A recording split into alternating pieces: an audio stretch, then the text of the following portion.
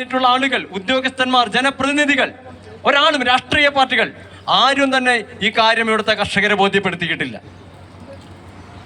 Lease കർഷക സമരസമിതിയുടെ നിരന്തരമായ ഇടപെടലുകളുടെ അടിസ്ഥാനത്തിലാണ് ഈ ഒരു നിയമം പാസ്സാക്കിയിട്ടുണ്ട് എന്നും അത് കഴിഞ്ഞ ഡിസംബർ 1-ാം തീയതി മുതൽ ഈ രാജ്യത്തിൽ പ്രാബല്യത്തിൽ വന്നിട്ടുണ്ട് എന്നും അറിയാൻ കഴിഞ്ഞത്.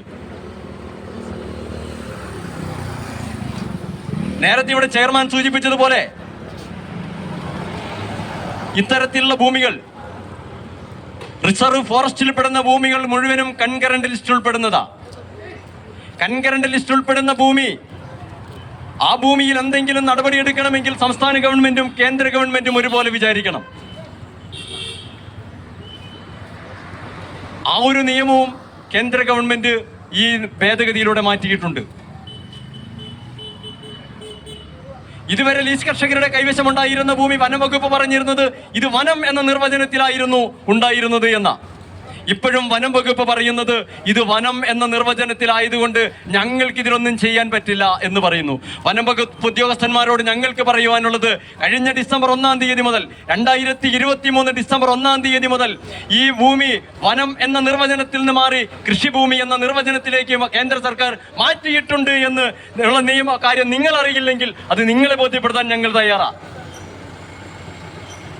ആ വ്യവസ്ഥ വെച്ച് തന്നെ ഈ ഭൂമി ലീസ് കർഷകർക്ക് അവകാശപ്പെട്ടതാണ് എന്ന് നിങ്ങൾ മനസ്സിലാക്കുക. അതിനുശേഷം ഇവിടെ വൈസ് ചെയർമാൻ സൂചിപ്പിച്ചു, കഴിഞ്ഞ ദിവസം തേക്കമ്പറ്റയിൽ നമ്മുടെ ഒരു സഹോദരന്റെ വീട് പണി തടസ്സപ്പെടുത്താൻ വനംവകുപ്പ് വന്നത്. പ്രതികരിക്കാൻ സാധിക്കാത്തത് കൊണ്ട് കേസെടുത്ത് പോയി.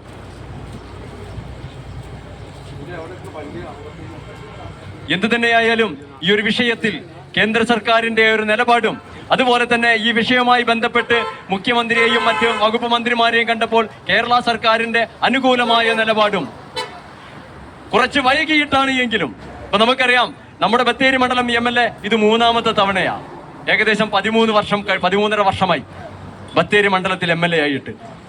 ഈ 13.5 വർഷക്കാലവും നമ്മുടെ ബഹുമാനപ്പെട്ട MLAയുടെ ശ്രദ്ധയിൽപ്പെടുത്തിയൊരു വിഷയമായിരുന്നു ലീസ് കർഷകരുടെ വിഷയങ്ങൾ. ഈ കാലങ്ങളിലൊന്നും അത് മുഖവിലക്കെടുക്കാൻ അയാൾ തയ്യാറായിരുന്നില്ല. പക്ഷേ എന്തു തന്നെയായാലും വൈകിയ വേളയിൽ ഈ ഒരു വിഷയം ഏറ്റെടുത്തുകൊണ്ട് കേരളത്തിന്റെ നിയമസഭയിൽ സബ്മിഷൻ ഉന്നയിച്ചുകൊണ്ട് ലീസ് കർഷകരുടെ വിഷയത്തിന് പരിഹാരം കാണാൻ മുൻകൈയെടുത്ത നമ്മുടെ IC ബാലകൃഷ്ണൻ MLA കേന്ദ്ര ഗവൺമെന്റിനും കേരള ഗവൺമെന്റിനും അതുപോലെ തന്നെ നമ്മുടെ MLAക്കൊക്കെ ലീസ് കർഷകരുടെയും ലീസ് കർഷക സമരസമിതിയുടെയും അഭിവാദ്യങ്ങൾ നിങ്ങൾ അർപ്പിക്കുക.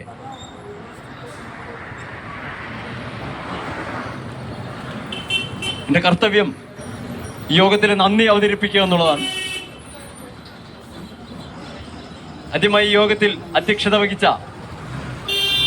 നമ്മുടെ സമരസമിതിയുടെ ചെയർമാൻ ശ്രീ രാജേട്ടൻ അവർക്ക് ലീസ് കർഷക സമരസമിതിയുടെ പേരിൽ നന്ദി അറിയിക്കുന്നു. ഒപ്പം ലീസ് കർഷക സമരസമിതിയുടെ general convener Shri PR Ravindran അവർക്കും ലീസ് കർഷക സമരസമിതിയുടെ പേരിലുള്ള നന്ദി അറിയിക്കുന്നു. അതുപോലെ തന്നെ വൈസ് ചെയർമാൻ സത്യൻ കോളൂർ, അദ്ദേഹത്തിനും ലീസ് കർഷക സമരസമിതിയുടെ പേരിൽ നന്ദി അറിയിക്കുന്നു. ഏറ്റവും പ്രധാനപ്പെട്ട് ഞങ്ങൾക്ക് നന്ദി പറയേണ്ടത് കല്ലൂരിലെ എന്നെ ശ്രമിച്ചുകൊണ്ടിരിക്കുന്ന എൻ്റെ പ്രിയപ്പെട്ട നാട്ടുകാരോട്. കാരണം നാട്ടുകാരോടും ഒപ്പം ഇവിടുത്തെ വ്യാപാരി സുഹൃത്തുക്കളോടും ലീസ് കർഷക സമരസമിതിയുടെ വിഷയവുമായി നിങ്ങളുടെ മുന്നിൽ വന്നപ്പോൾ സാമ്പത്തികമായും ശാരീരികമായും അകമഴിഞ്ഞ് ഞങ്ങളെ സഹായിച്ച നിങ്ങളോട് എത്ര ഒരിക്കലും പറഞ്ഞാൽ തീരാത്തൊരു നന്ദിയും കടപ്പാടും ലീസ് കർഷക സമരസമിതിക്കും ലീസ് കർഷകർക്കുമുണ്ട് എന്നുള്ള കാര്യം നിങ്ങളെ ബോധ്യപ്പെടുത്തുകയാണ്. ഇക്കാലം അത്രയും ഞങ്ങളെ സഹായിച്ച നിങ്ങളോട് ലീസ് കർഷക സമരസമിതിയുടെ കൃത്യമായ നന്ദി അറിയിക്കുന്നു. ഒപ്പം ഇവിടെ ഈ പരിപാടിയിൽ പങ്കെടുത്തിട്ടുള്ള മുഴുവൻ ലീസ് കർഷക സുഹൃത്തുക്കൾക്കും ലീസ് കർഷക സമരസമിതിയുടെ എല്ലാവിധ നന്ദിയും അറിയിച്ചുകൊണ്ട് ഞാൻ എൻ്റെ വാക്കുകൾ നിർത്തുന്നു. നന്ദി, നമസ്കാരം.